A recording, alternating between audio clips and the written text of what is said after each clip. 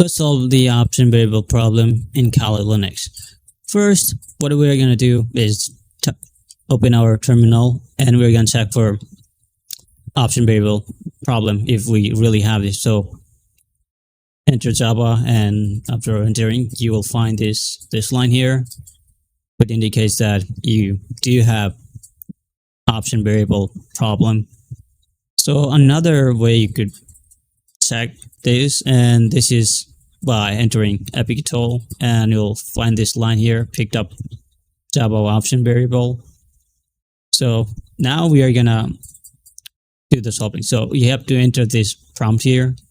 It will be in the comment below. So enter it and enter your password, and there you go. It's actually the location where your option variable is stored.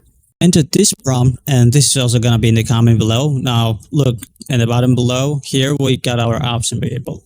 Now you have to go there and put a hash in front of it to make it a comment, and our work is almost done. Now we have to write it out.